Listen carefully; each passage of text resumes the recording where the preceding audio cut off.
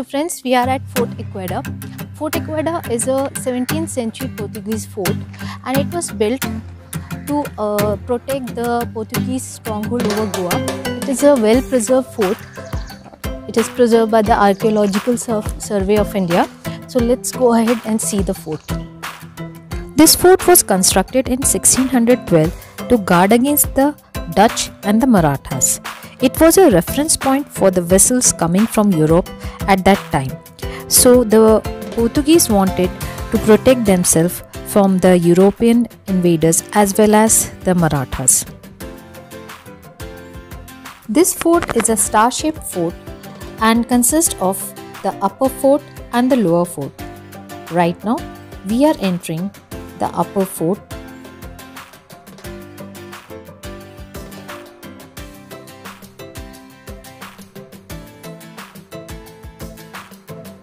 The upper Fort Aguada consists of a moat, a freshwater storage facility, a gunpowder room, and also a lighthouse.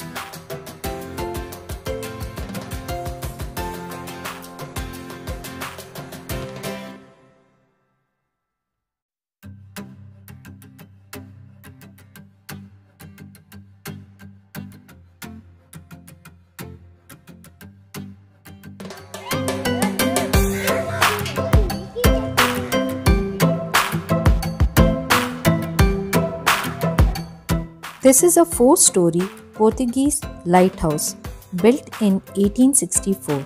It was once the grandstand of 79 cannons. It used to emit light once in 7 minutes in the initial stages. Do you know how Fort Aguada got its name? A freshwater spring within the fort provided water supply to ships that used to stop by it. This is how it got its name. Aguada in Portuguese means watery. The crew of the passing ships would often visit to replenish their freshwater stores. This water tank was one of the largest freshwater storage in whole of Asia at that time, that could store around 23,76,000 gallons of water. So you can see there's a wall which surrounds the entire fort. So we are going up and walking on the walls of the fort.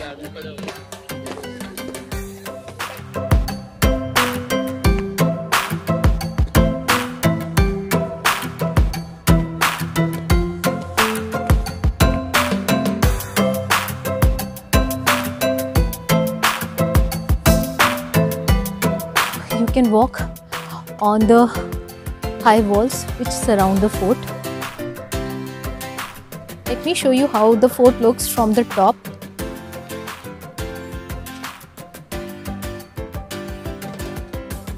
And there you can see the sea far off.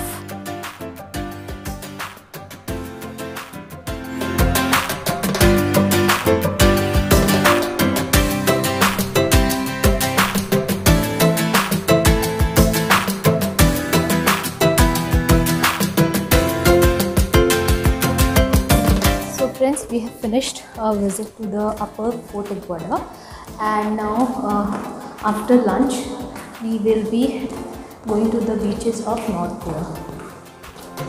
So after a quick lunch at Fisherman's Cove, which is also a famous restaurant in North Goa, we headed for Baga Beach. So friends, we are heading towards Baga Beach, which is a popular beach and tourist destination in North Goa. So now we are in the Tito's Lane, which is the main street in Baga that leads to the beach. It has several shops, bars, nightclubs and tattoo parlours. This entire lane where the pubs are located is known as Tito's Lane. You can see a huge queue to enter these clubs in evenings. So friends, we are at a famous North Goa beach, the Baga Beach, which is very popular among tourists, but अभी बहुत ज़्यादा tourist दिखाई नहीं दे रहे हैं यहाँ पे।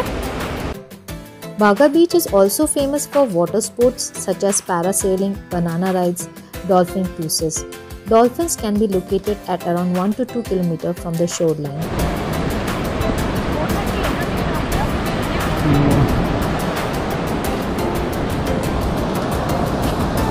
So today the currents are really strong. It's only 4:30 in the evening, but it's quite dark.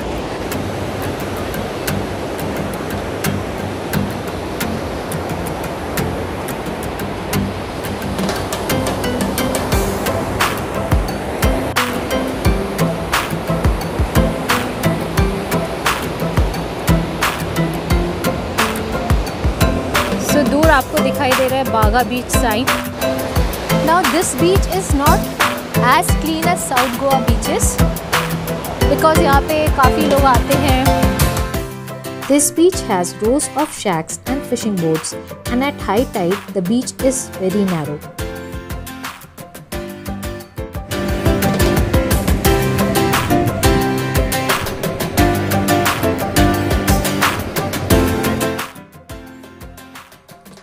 Beach shacks and restaurants such as Las Olas, Red Frog, Cafe Mambo and Tito's Cafe are very popular night spots.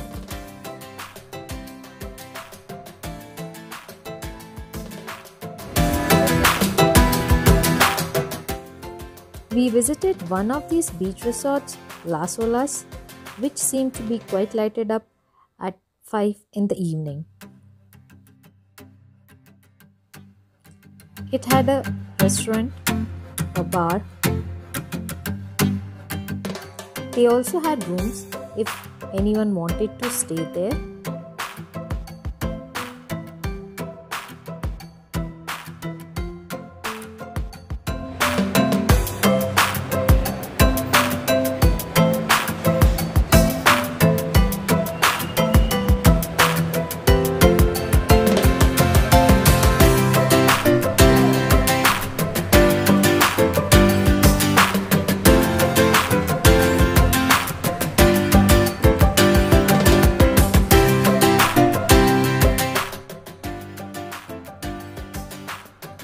And then it started to rain and it was time to go back.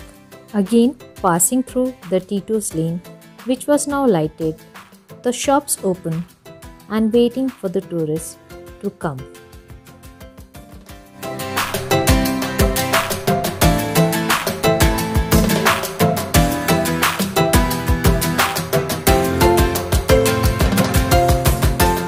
On our way back, we decided to cross the Atal Setu bridge, Goa, which is a cable-stayed bridge in Goa which runs between Panaji and Porvorim.